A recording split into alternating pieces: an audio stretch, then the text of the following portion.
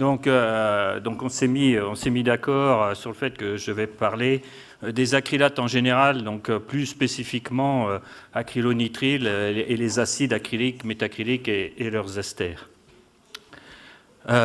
Donc déjà, source alternative de carbone, ce qui a beaucoup changé ces dernières années, c'est que finalement, pour tout un tas de produits, il faut qu'on regarde la ressource disponible localement. Alors dans les grandes zones géographiques, on voit que finalement en Europe, on est encore assez dépendant. Alors, est-ce que le laser, c'est ce bouton-là? Non, c'est celui-là. Voilà. En Europe, on est encore assez dépendant des vapocraqueurs et donc des ressources pétrolières. En Asie du Sud-Est, il y a beaucoup de plantations de palmes, donc il y a une ressource, on va dire, en huile et dérivés. Moyen-Orient, ça reste aussi très pétrolier. Le gaz de schiste et donc les ressources de gaz en Amérique du Nord, et puis la canne à sucre, le sucre, l'éthanol, etc. pour l'Amérique du Sud, et en Chine, le charbon. Donc, ce qui change, c'est qu'on peut maintenant imaginer qu'on ait des procédés qui soient différents et pas le même procédé partout dans le monde. Et donc, ça ouvre des perspectives de ce côté-là. Alors, pour l'acide acrylique, c'est un sujet sur lequel j'ai commencé à travailler, on va dire, il y a maintenant plus de 25 ans. Donc, on a travaillé sur différentes voies de synthèse, que ce soit par l'oxydation du propane, par la conversion du glycérol, conversion d'alcool, mais je vais présenter ces différentes voies. La voie actuelle qui est répandue partout dans le monde, c'est une voie en 2 étapes qui passe par l'oxydation du propylène. Donc on a un premier réacteur, c'est des technologies en réacteur multitubulaire. Donc on a un premier réacteur qui convertit le propylène en acroléine, puis un deuxième réacteur qui, sans séparation, convertit l'acroléine en acide acrylique, puis ensuite il y a séparation. Donc ça, c'est la technologie qui est établie aujourd'hui. Donc pour faire l'acide acrylique, c'est celle que je viens de présenter, qui a été établie aujourd'hui, mais historiquement, il y a eu une voie directe qui avait été développée par Nippon Shokubai. Bon, étant donné qu'on a 2 réactions très fortement exothermiques, il vaut mieux les séparer plutôt que d'essayer de tout faire dans le même réacteur pour récupérer un peu de sélectivité sur la réaction. Une autre voie qui a existé et qui, malgré tout, reste pertinente à regarder à l'avenir, c'est une hydroxycarbonylation de l'acétylène. Alors pourquoi pertinente? Parce que finalement, on a besoin d'acétylène qui peut être obtenu par conversion de méthane, mais c'est une voie qui conduit à la coproduction d'hydrogène sans émission de CO2. Donc dans ce sens-là, c'est pertinent. Puis on a besoin de monoxyde de carbone, et là encore une fois, c'est une façon de produire de l'hydrogène sans émettre de CO2, donc ça mériterait d'être revisité. Mais les catalyseurs qui étaient utilisés étaient plutôt toxiques, donc il faudra en trouver d'autres. Il y a une autre voie qui a existé, qui passait par l'amoxydation directe du propylène en acrylonitrile, puis une hydrolyse de l'acrylonitrile. Bon, celle-là, à mon avis, on ne la reverra jamais, donc on peut passer. Il y a une voie qui a mobilisé énormément d'attention, dont l'ancêtre d'Arkema, qui était L-Phatochem puis Atofina. C'est l'oxydation directe du propane en acide acrylique. Donc, j'ai noté les différentes sociétés qui étaient très actives sur cette voie-là. Toa Gosei est un Japonais qui a mené cette réaction à un stade pilote industriel, donc je dirais TRL 8, c'est Technology Readiness Level 8, avec le langage habituel. Évidemment, à partant de propane, on peut faire une déshydrogénation de propane en propylène, donc, et là, c'est business as usual, rien d'innovant. Mais on a encore, toujours en combinant propane et propylène, il y a une voie qui est pertinente, qui est en fait d'utiliser le propane comme un gaz inerte dans la réaction d'oxydation du propylène. Alors, c'est tellement difficile d'activer le propane que finalement, on peut considérer qu'il est inerte. Et ça veut dire qu'on remplace l'azote de l'air par du propane.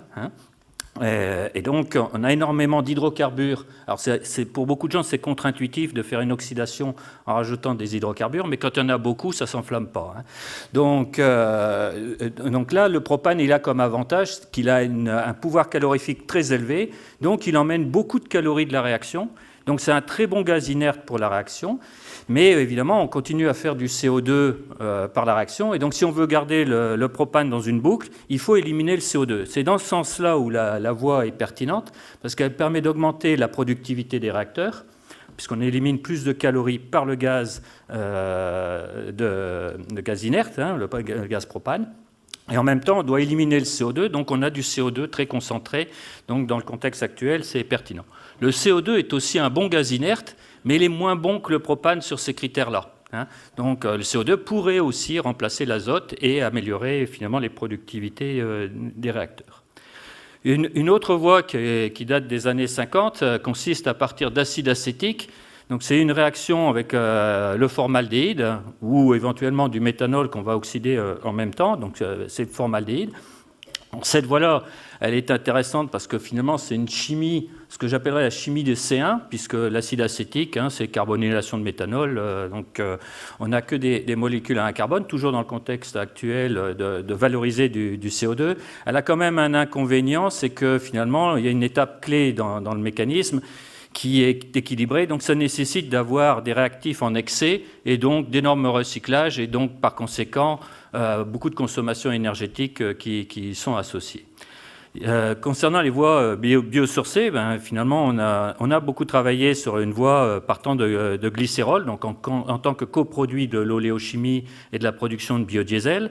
Donc que ce soit Arkema ou Nippon Shokubai, notre concurrent japonais, Archer Daniels Midland aux États-Unis. Donc une étape de déshydratation de glycérol en acroline, et puis ensuite la même chimie que d'habitude, acroline, acide acrylique. Il y a des variantes qui passeraient par l'alcool allylique, mais en l'occurrence, si on sait obtenir de l'alcool allylique avec un bon rendement, autant le valoriser directement plutôt que de revenir à l'acroline. Une autre voie qui a attiré beaucoup d'attention, c'est la fermentation directe de sucre en acide 3-hydroxypropionique. Donc on n'est pas très loin de l'acide acrylique, hein, il y a juste une molécule d'eau qui est greffée dessus, et donc derrière une déshydratation de l'acide 3-hydroxypropionique pour arriver à l'acide acrylique. Beaucoup de sociétés s'y sont essayées, mais ça n'a pas débouché aujourd'hui, parce qu'il faut complètement tout développer, la voie fermentaire comme la déshydratation. Il y a une autre voie qui est un peu plus pertinente, qui consiste à faire par fermentation le sucre directement en un polymère, un polyhydroxyalcanoate, et plus spécifiquement le poly-3-hydroxypropionique. Donc c'est l'acide 3-hydroxypropionique qu'on a polyestérifié en quelque sorte. Donc le micro-organisme là a le bon goût de faire directement le PHA, et ensuite ce PHA par traitement thermique redonne de l'acide acrylique. Donc c'est une voie pertinente, mais qui n'a pas encore abouti. Il y a une voie que j'appellerais parallèle, qui a été développée par Novomer, donc qui est une société, une start-up américaine, qui consiste finalement à partir d'éthylène, faire l'oxyde d'éthylène, puis une carbonylation de l'oxyde d'éthylène pour faire la propiolactone, qui est polymérisée en polypropiolactone. Alors, quand on regarde la structure du polymère, c'est la même chose que le poly-3-hydroxypropionique. Il y a juste que les PHA sont des polymères naturels, on va dire, faits par des micro-organismes, alors que la polypropiolactone est synthétisée chimiquement. Donc c'est pour ça qu'il y a deux noms différents, mais les structures se ressemblent. Les masses molaires seront différentes par contre, mais derrière, la pyrolyse de ce produit-là peut redonner là aussi de l'acide acrylique. Dans les variantes biosourcées, on a aussi la conversion de sucre en acide lactique, puis conversion de l'acide lactique en acide acrylique. Donc là aussi, il y a eu énormément de monde. Un avantage de cette voie-là, c'est que l'acide lactique est déjà disponible aujourd'hui, et le micro-organisme produit de l'acide lactique avec un relativement bon rendement, on est au-delà des 80%. Donc ça va être difficile de faire mieux au niveau de la fermentation. Par contre, au niveau de la déshydratation, c'est beaucoup plus compliqué. Il y a différentes variantes, on va dire, là-dessus, d'où tout le monde, et j'ai pas mis tous les logos possibles là-dessus, il n'y avait pas assez de place sur mon transparent. Il y a une voie qui est pertinente dans toutes celles-là, qui est quand même de passer par le lactide, qui est le dimère cyclique de l'acide lactique, et qui mériterait d'être approfondie. Il y a eu une voie, je dirais, intéressante qui était proposée par DRAS, une start-up US, puis reprise par Amiris, qui passe par l'acide muconique, par métathèse, donc avec l'éthylène. Donc celle-là, je vais pas beaucoup plus loin parce que vu la difficulté de faire de la métathèse avec des molécules fonctionnalisées comme celle-là, le coût est prohibitif, c'est même pas la peine d'aller plus loin. Il y a une variante proposée par Genomatica qui est passée là aussi par une métathèse de l'acide fumarique. Donc c'est le même problème, même conséquence. Ça n'a aucune chance que ça débouche. Il y a fermentation de sucre vers le 1,3-propandiol. Là encore, c'est une molécule qui existe aujourd'hui, bon, qui est relativement chère, mais qui a le mérite d'exister aujourd'hui. Donc la voie métabolique est connue. Et par une voie d'oxydation, on peut revenir à l'acroléine. Il y a une autre molécule qui est la 3-hydroxypropanaldéhyde. Donc c'est comme le 3-hydroxypropionique, mais en version aldéhyde. Donc là, il y a une start-up US qui a une voie intéressante, donc Genomium, qui consiste à convertir le glycérol en cette molécule qui va ensuite donner de l'acroléine.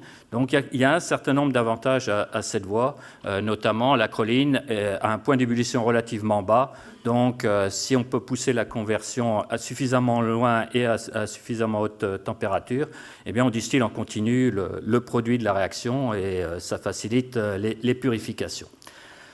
Nous-mêmes, on a travaillé une autre voie, qui est ici, méthanol plus éthanol, une oxydation directe, une seule étape en acroléine.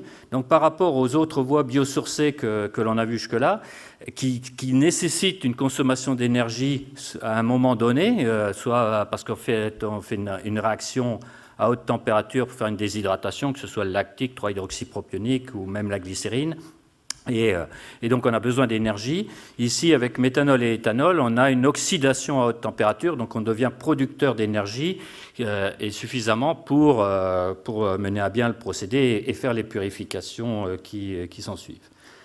Et puis, il y a une voie que je dois mentionner, puisque c'est la réaction directe d'éthylène avec du CO2, mais donc, qui a été beaucoup travaillée côté BASF et des universitaires en Allemagne. Cette voie-là, il ne faut pas perdre de vue que ce n'est pas de l'acide acrylique qui est le produit cible, c'est de l'acrylate de sodium.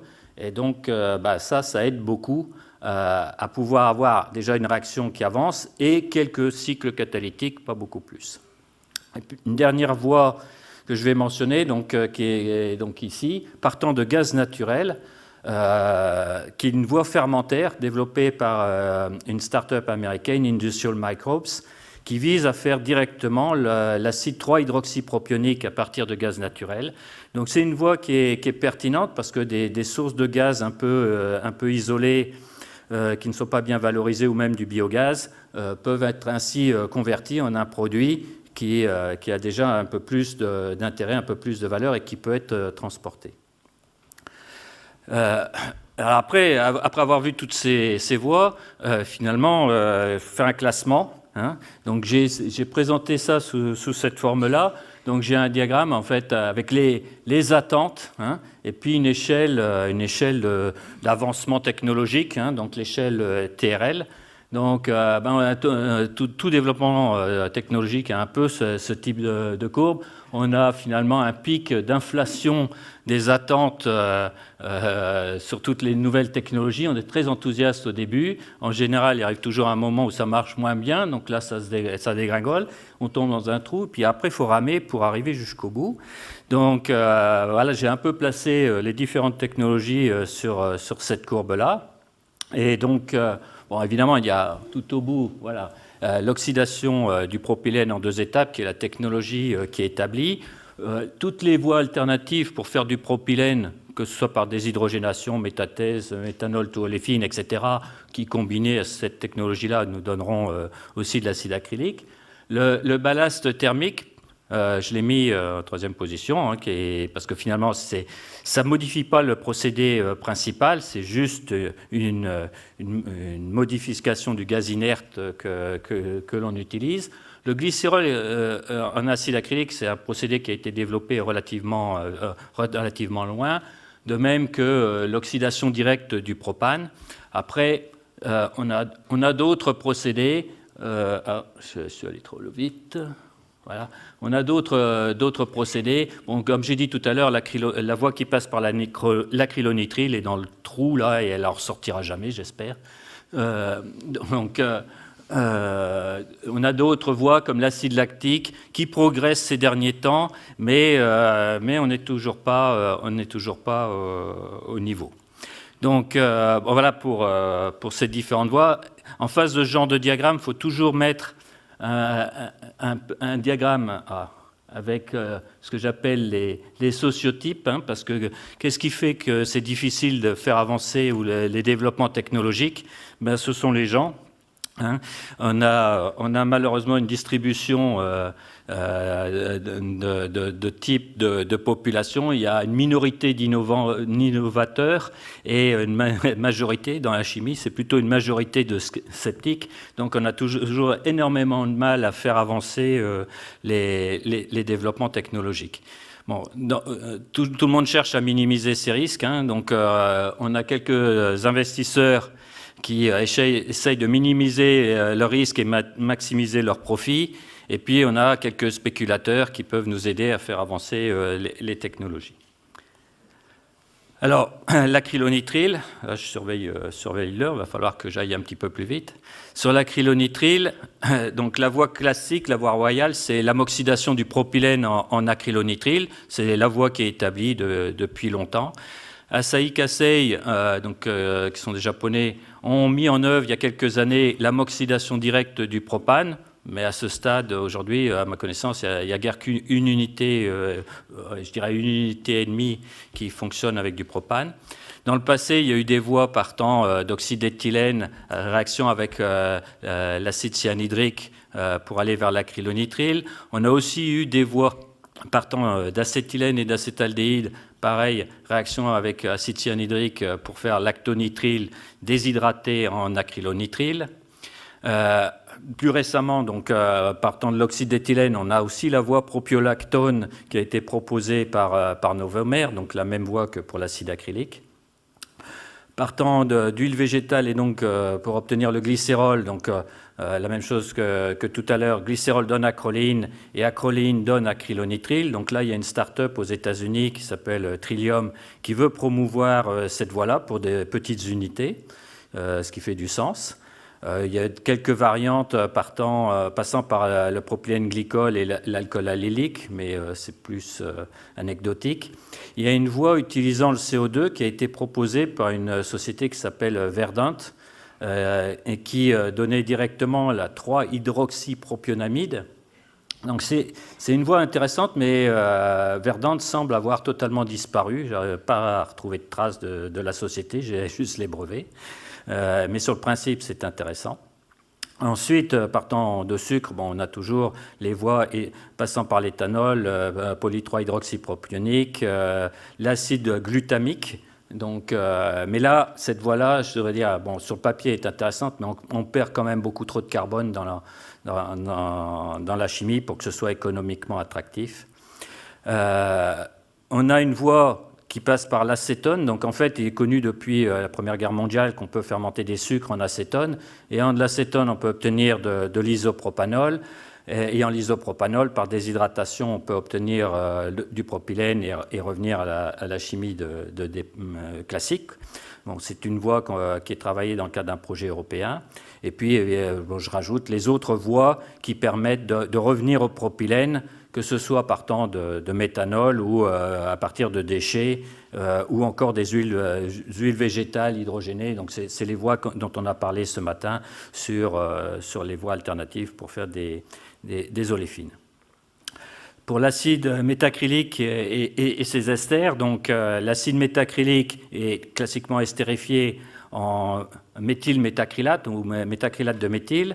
La voie classique en Europe, en tout cas, c'est partant d'acétone, réaction avec acide cyanhydrique pour donner la cyanhydrine d'acétone, qui est convertie ensuite en métacrylate de méthyle. Donc ça, c'est la voie qui toujours aujourd'hui représente 60% de la production mondiale de métacrylate de méthyle, qui est le monomère qui sert à faire le plexiglas. Une variante de ce procédé-là permet de revenir à l'acide métacrylique. Au Japon, c'est plutôt une voie partant d'isobutène qui est la voie classique. Donc c'est une oxydation de l'isobutène ou du tertiobutanol. L'un ou l'autre, ça marche bien. Donc l'hydratation de l'isobutène en tertiobutanol, c'est une voie pour l'extraire finalement d'un mélange d'oléfine en C4. Donc là, on a une oxydation directe de l'isobutène ou tertiobutanol en métacroléine. Donc c'est le même genre de chimie que pour propylène donne acroléine. Ensuite, métacroléine peut être oxydée en acide métacrylique sur le même principe, mais Asahi a développé une voie il y a déjà presque une vingtaine d'années pour faire l'oxyestérification directe. Donc c'est méthanol plus de l'oxygène plus de la métacroléine donne directement le métacrylate de méthyle. Et il y a une troisième voie, c'est très intéressant avec le MAM parce qu'il y a 3 chimies radicalement différentes qui sont déjà exploitées aujourd'hui. Donc qui part d'éthylène, qui, par méthoxycarbonylation, donc méthanol plus CO, donne le propionate de méthyle. Et le propionate de méthyle réagit avec du formol pour donner du métacrylate de méthyle. Donc là, c'est une chimie qui a historiquement été chez ICI, qui est passée chez Ineos Metacrylics pendant un petit moment, qui est devenu Lucite. Puis Lucite a été intégré dans le groupe Mitsubishi. Donc tout ça se trouve chez Mitsubishi aujourd'hui. Et nos collègues allemands d'Evonik Röhm, aujourd'hui, puisque tout le monde a changé de nom un jour, ont développé une voie alternative qui part d'éthylène propéanaldéhyde. Propanaldéhyde, par réaction avec le formaldéhyde, donne métacroléine. Et eux, dans leur cas, alors j'ai allé un tout petit peu trop vite. Voilà. Dans leur cas, ils se rattachent à ce que j'appelle à la chimie de Asahi, puisque la métacroléine réagit avec du formol, du méthanol et de l'oxygène pour donner le métacrylate de méthyle. Donc il y a eu aussi dans l'histoire des conversions pour aller passer par le métacrylonitrile, mais qui n'existe plus aujourd'hui. Il y a une voie très intéressante qui utilisait le propine ou propadiène développé par Shell, intéressante parce qu'en une seule étape, on arrive au métacrylate de méthyle, mais je vais souligner un inconvénient, c'est que finalement, on n'a jamais assez de propine sur un vapocracker pour justifier la construction d'une unité. C'est bien le défaut, c'est un manque de ressources par rapport aux besoins derrière de la chimie. Énormément de recherches pour l'oxydation directe de l'isobutane en acide métacrylique. Nous-mêmes, on a beaucoup passé de temps là-dessus, mais on bute sur finalement des conversions qui restent basses pour des sélectivités qui sont acceptables. Il y a eu des travaux, puisque l'isobutarialdéhyde est un produit qui est produit aujourd'hui par hydroformylation du propylène, donc je surveille l'heure aussi. Conversion donc de l'isobutyraldéhyde par oxydation en acide isobutyrique. Puis ensuite, on a une oxydéshydrogénation de l'acide isobutyrique en acide métacrylique. Des voies qui remontent, pour faire ces intermédiaires-là, qui remontent un peu plus haut, partant de propylène, pour faire l'isobutyraldéhyde et l'acide isobutyrique, qui ont été travaillés dans le passé par Alpha-Tochem et par Ashland aux États-Unis. Une oxydation directe de propane. Bon, propane, acétone, j'en ai mentionné aussi. Nous-mêmes, on a travaillé une voie partant du 2-méthyl 1,3-propandiol, donc la bête qui est ici, qui est un coproduit quand on veut faire du 1,4-butanediol. La chimie a le bon goût de donner de l'acide métacrylique, mais là, à nouveau, on bute sur un défaut, c'est qu'il n'y a pas assez de ce produit-là pour développer le procédé. Partant de sucre, donc on va retomber sur des produits, grâce à toute cette chimie-là, on peut retomber sur l'éthanol, l'éthylène, et donc se rattacher aux voies qui existent. Nous-mêmes, on a travaillé avec Global Bioenergy, donc une start-up française, pour faire, c'est leur technologie, faire de sucre donne isobutène. L'isobutène obtenu est suffisant en termes de qualité pour faire de l'acide métacrylique, juste un petit peu trop cher. Il y a une voie alternative qui passera par l'isobutanol. Et l'isobutanol qui est beaucoup regardé pour faire des carburants aujourd'hui. Donc, une déshydratation d'isobutanol nous redonnera de l'isobutène, avec un peu de chance. Il y a une voie qui passe par l'acide itaconique, qui a été beaucoup regardé par tout un tas de gens, dont Lucite, donc encore une fois, le groupe Mitsubishi aujourd'hui. Donc là, quand on voit la molécule qui est là, il suffit, il n'y a qu'à perdre un CO2 et on tombe sur l'acide métacrylique. Donc c'est une voie qui est pertinente, mais globalement, vu le prix de l'acide itaconique aujourd'hui et la perte de masse qu'engendre la perte d'un CO2 dans l'histoire, c'est une voie qui est aujourd'hui pas économiquement intéressante. Je mentionne fermentation de sucre en acétone. Dans le cadre d'un projet européen, on a beaucoup travaillé sur la conversion de CO2 pour revenir vers l'acétone. Donc là, encore une fois, ça permettrait de se rattacher au procédé classique. Et puis, finalement, on a parlé recyclage ce matin. On a eu un projet européen dont le financement s'est arrêté la semaine dernière. Donc, projet européen, ça s'appelle MATU, qui vise à faire la dépolymérisation du PMMA pour revenir au méthylmétacrylate, donc au monomère.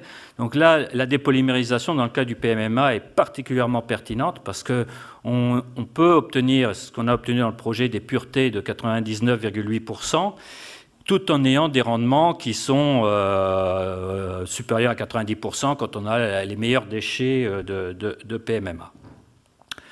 Ce projet-là, il a fait un comparatif de différentes voies. Donc, ce matin, on disait qu'on n'avait pas assez de données sur les analyses de cycle de vie. Donc, le projet va mettre à disposition, donc, sur le site web qui est indiqué ici, un comparatif des différentes voies. Donc, on pourra choisir le type de déchets qu'on veut retraiter, la localisation, la pureté qu'on veut obtenir, et on aura un comparatif. On pourra choisir le comparatif par rapport à quelle technologie, procédé vierge, on va dire, ou d'autres technologies de recyclage. Voilà. Là aussi, j'ai mis toutes ces différentes technologies sur une sorte d'échelle. Donc, encore une fois, ce qui est difficile, c'est de réussir à développer, alors je cherche le laser, développer les technologies alternatives, mais on voit que dans le cas du MAM, du métacrylate de méthyle, il y a déjà plusieurs voies de synthèse différentes partant de matières premières différentes qui donnent un produit qui est aujourd'hui utilisé sur le marché. Le recyclage est probablement la voie alternative pertinente parce qu'en termes d'empreinte carbone, d'analyse de cycle de vie, on a quelque chose qui est excellent. Pour l'acrylonitrile, c'est beaucoup plus difficile. Dans les voies alternatives, aujourd'hui, il n'y a guère que l'amoxydation directe du propane et peut-être une voie passant par le glycérol et l'acroléine qui débaucheront un de ces jours. Voilà, et merci pour votre attention. J'ai indiqué quelques chapitres de livres qui mériteraient votre attention si ça vous intéresse. Merci. Merci.